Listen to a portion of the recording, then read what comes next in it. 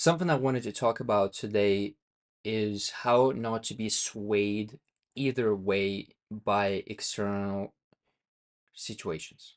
So, for example, let's say you are having an extremely good day, but you are starting to kind of get a little too attached to it, right? You're starting to feel a little too good. People are nice to you, things are going your way all day long, and you obviously start to notice it. Therefore, you become a little bit attached to it because you're expecting things to keep happening to you. In that sequence, you start to operate from a sort of needy energy.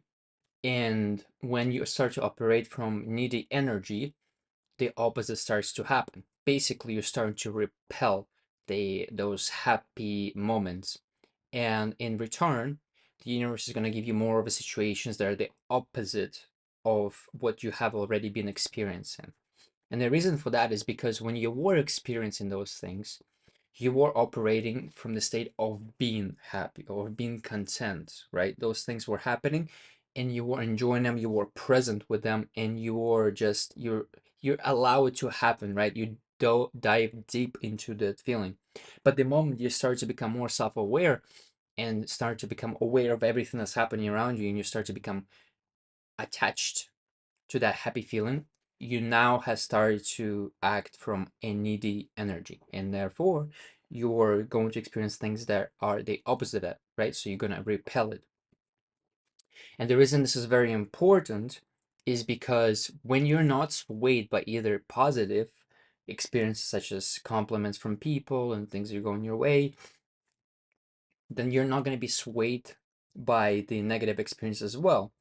And the reason I want to really talk about this is because when you're not swayed by either, you can stay more grounded and more present within yourself, right? And then when you are more present and grounded within yourself, you are able to more you're able to experience yourself and life more authentically because you're now in your own unique character, if that makes sense, right? When you're grounded and present, you are more authentic. And when you're more authentic, you live a more truthful, fulfilling life to yourself. So when you do specific things, like you're enjoying something and you get really good at it, and other people are complimenting you, you accept the compliment, but you don't get attached to that compliment.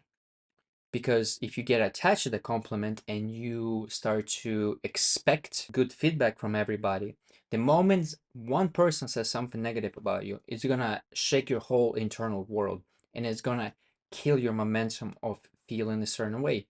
This is why I preach embodiment, a full on embodiment of the person you want to be, and you live the truth in your character and not just pretend to be it.